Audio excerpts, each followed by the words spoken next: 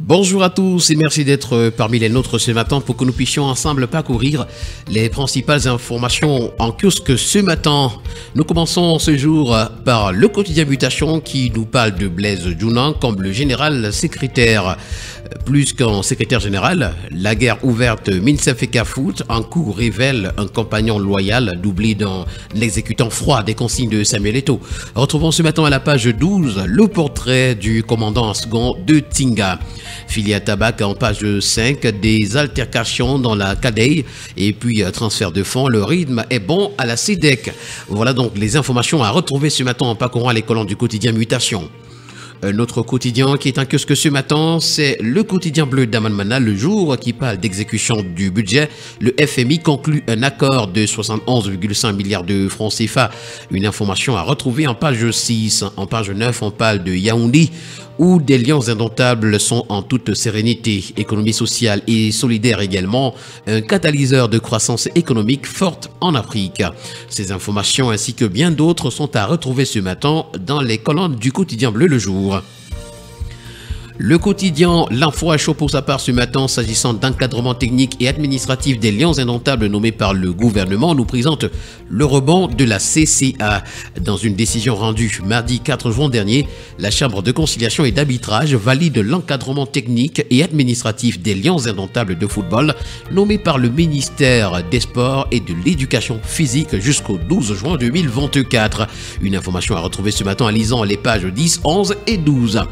Des pages 6 à 7, ce matin, on parle de campagne spéciale de prévention et de sécurité routière du 5 juin au 30 septembre 2024. Une information à retrouver ce matin en haut de une. Le tri-hebdomadaire le soir dans une édition spéciale ce matin parle des manœuvres perfides de la FECAFOOT, échec au sabotage du match Cameroun-Cap-Vert. Voilà le titre que nous présente le journal, d'après qui, dans sa nouvelle trouvaille, celle de tout mettre en œuvre afin de voir la FIFA suspendre le Cameroun. La Fédération camerounaise de football s'est une fois encore fourvoyée, usant de manœuvres perfides pour assouvir sa soif d'humilier le berceau de nos ancêtres. Dans cette paire de manches, MINSEF et CAFOOT, le président de l'instance fêtière de Tinga, vient plutôt d'être sommé par la FIFA de prendre toutes les dispositions nécessaires pour la bonne organisation du match Cameroun-Cap-Vert. Fini les mensonges et intimidations au nom de la FIFA. Une information ce matin à retrouver à la page 2.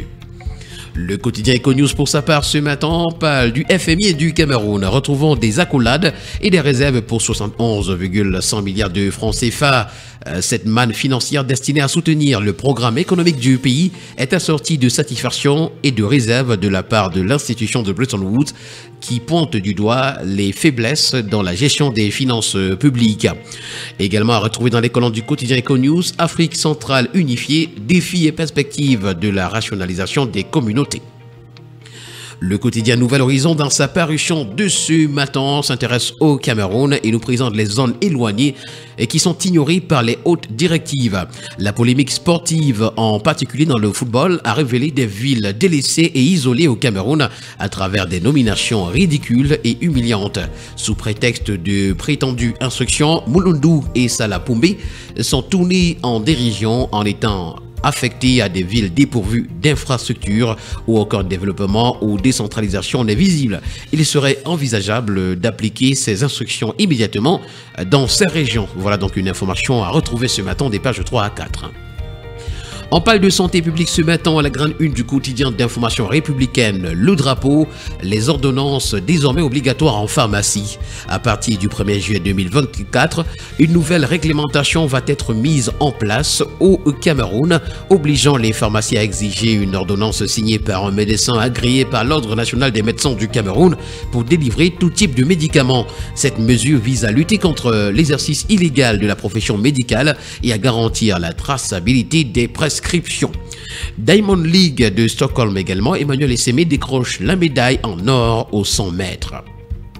À la grande une du quotidien, l'économie ce matin, on parle de l'Economy Business Summit.